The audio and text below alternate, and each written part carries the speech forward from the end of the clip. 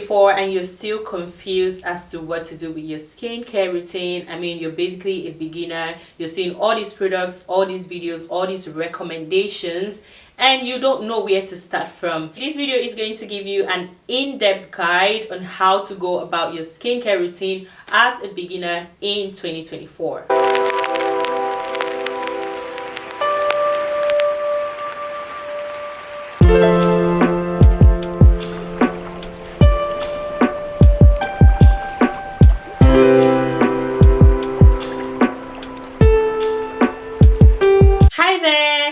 Here, welcome to my channel today. So if you're new, I film content like this. I film skincare content, sometimes lifestyle content, beauty content, and when I'm inspired to, I also film personal growth content. So if that is something that you'd be interested in, please make sure that you subscribe and that your notification bell is turned on for whenever I post a video. So I'm going to keep this video as basic as possible. Not that you're a child, but I am going to explain like I'm explaining to a child what to do in your skincare routine. So first, what is skincare? Skincare is basically taking care of your skin, doing the necessary things to make sure that your skin thrives. And what does this involve? This would involve cleansing, conditioning, treating, and doing all of those good things that will keep your skin intact and will keep your skin radiant. And when it comes to skincare, there are 4 major things involved in skincare, and that would be cleansing, conditioning, protecting your skin, and if necessary, treating your skin. The treatment comes in when you have something you need to tackle.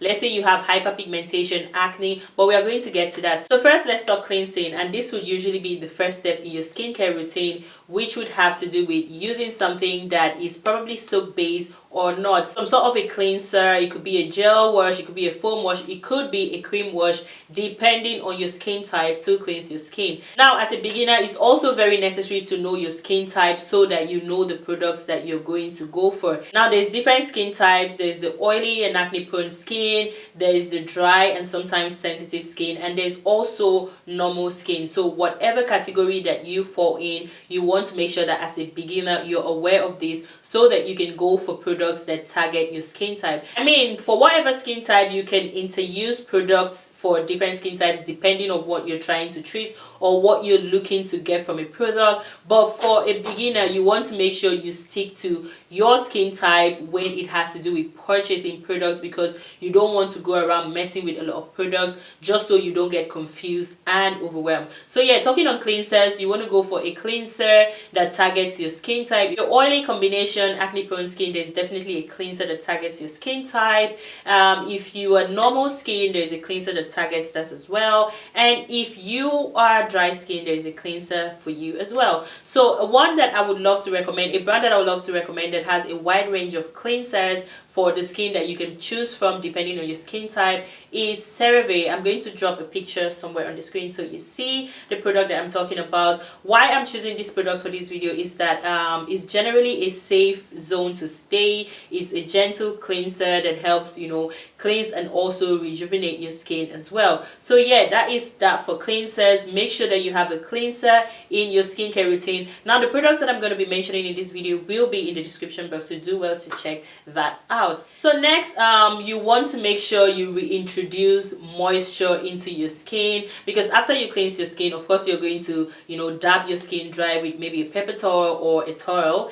What you want to do after that is reintroduce moisture into your skin to hydrate your skin. And what that would mean is that you would have to use a toner of some sort on your skin. Now, people argue that toners should be ignored and that, but I would advise that you include a toner in your routine. Sometimes toners are referred to an unnecessary skincare, or are referred to as an unnecessary skincare step, but I beg to differ, I beg to disagree. Why? Because once you wash your skin, you've somehow stripped your skin of its natural oils, and yes, the toners are not going to reintroduce the natural oils into your skin because it's something that your skin generates, but putting back a toner on your skin gives your skin that safe landing, that soft spot to be able to do its thing again. So depending on the cleanser that you've used on your skin, your pH balance on your skin could be a little bit tampered with. So you want to use this toner to rebalance your skin's pH level. Now I would love to recommend a safe, broad range toner that all skin types could use, but I can't think of one at the top of my head right now, so rely on the description box to check out which one I'm going to recommend. But yeah, definitely make sure that you include a good toner for your skin. And now moving on to moisturizing your skin, which is very, very important in skincare. After your cleansing step, the next most important step is moisturizing your skin. But that is not to say that toner is not important. Everything I'm talking to you about now in this video is actually important in creating a safe, beautiful, effective skincare routine. So yeah, a moisturizer is very necessary. Now, for moisturizers, I would say also go for something that targets your skin type. CeraVe also has a broad range of moisturizers for daytime and nighttime, but I would always recommend to use something that is soft, moisturizing, and would nourish your skin. Now, moisturizers just do what they say. They keep your skin moisturized. So that would mean that your skin would not be dry and ashy. But like I said, make sure to go for something that targets your skin type. If you're oily combination skin, you might want to go for a gel moisturizer. Also considering the weather condition where you live. If you're in a hot, region, you want to make sure that you use a gel moisturizer if you're oily or combination skin, because your skin is always going to be producing oils. But at the same time, just make sure that you're using something that caters to your skin type. Also, speaking on cleansers for different skin types, for example, someone with dry and sensitive skin cannot use a cleanser for oily and combination skin because it would be too stripping. So I mentioned the CeraVe cleansers. They have a cream cleanser for dry and sensitive skin. Now, for dry and sensitive skin, a cream cleanser would not strip your skin, but it will cleanse your skin while still keeping it moisturized and nourished at the same time. Also, for dry and sensitive skin, when it comes to moisturizers, you want to use something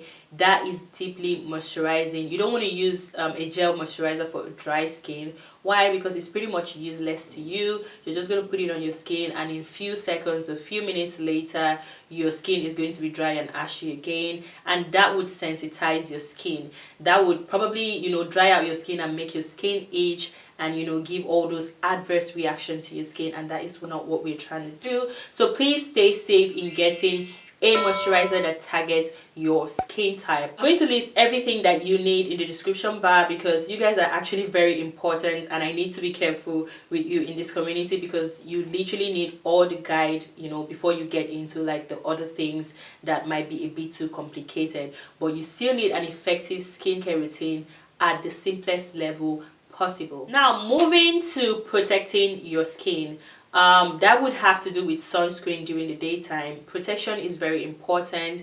This is what could also make or break your skincare routine. As a beginner, I want to please advise you not to identify with those people that believe that sunscreen is not important in a skincare regimen. It is very important, and like I said, it could make or break your skincare routine. So first, before I finalize on sunscreen, let me quickly throw in treatments. And now that would be if you're combating something on your skin. Usually this would be two things, either hyperpigmentation or acne, pimples, blackheads, and those sort of things on the skin. Now, if you're battling hyperpigmentation as a beginner, I would say stick with something like vitamin C. A good vitamin C serum would do the job for you. I've recommended a couple on this channel. A good one that I like to recommend for beginners because it is a gentle vitamin C serum is the Advanced Clinicals Vitamin C Serum. I'm going to pop it up on the screen. If you aren't using vitamin C serums, you can start out with that serum.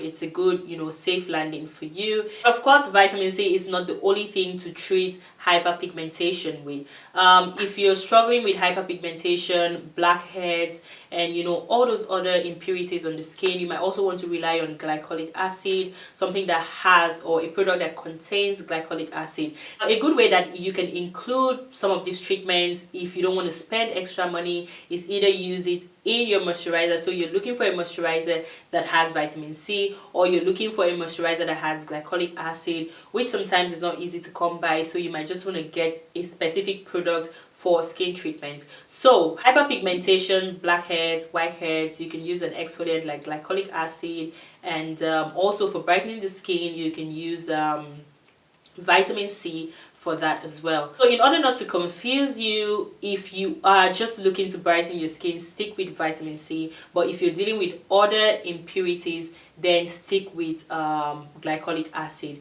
Now if you're dealing with acne and pimples on your skin, you know, like those obvious ones, a product or a treatment that I would love to recommend that is a safe space for beginners is azelaic acid. And like I said, with the treatments, you can involve it, or you can introduce a treatment into your routine in either your serum, toner, or moisturizing step or moisturizing product. So azelaic acid, like I mentioned, you could get like the tube treatment from the pharmacy. Sometimes I think it's sold over the counter as well in some products. It is there. One that I recommend is the azelaic acid moisturizer or treatment from The Ordinary. I hope that is still in the market, but it is a good product to use. Azelaic acid is a safe space to stay if you are combating acne and pimples on your skin. Now what you've done so far is that you've cleansed your skin, you've toned your skin, you've moisturized your skin, and in some way you've treated your skin if you have any issues to treat. Now moving on to finalizing on sunscreen. Once you're done with all of these, make sure to put sunscreen on your skin, and this would usually be during the day when the sun is out, because you want to protect your skin from the harmful rays of the sun. Now the sun is not bad, of course it gives us light during the day, but for the skin it's a different story altogether. The sun has some harsh reactions on our skin, and when you're treating or taking care of your skin, exposure to sunlight can cause damage to your skin. So you want to make sure that your skin is protected against, you know, the harmful rays of the sun. And yeah, that's that. You can see it's basically easy. I know this might still seem like a lot of information for you because you don't want to deal with all these things, but just look closely. You would see that these are really simple things to do. You just have your cleanser, your toner, your moisturizer, your treatment if needed, and also sunscreen. And of course at night you don't need sunscreen. And also if you're highly exposed to UV lights indoors, definitely you need sunscreen indoor as well, even if you're not going out. If you're exposed to the ray of the sun from inside your house, then of course you still need sunscreen when you're inside the house. I hope this video actually helps to guide you in, you know, making purchasing decisions and also knowing what to do with your skin. If you have any questions, you can leave them in the comment section and I'll do well to make sure that I answer those questions. And yeah, if you want more in-depth of these topics from me, if you want to know more, if there's anything that you're confused about, let me know and I'll film a video on it for you. Thank you so much for watching, and if you're not subscribed, please make sure that you're subscribed, join the family, because I would love to have you much longer. And yeah, I guess I would see you in my next video. Love you guys so much. Mwah.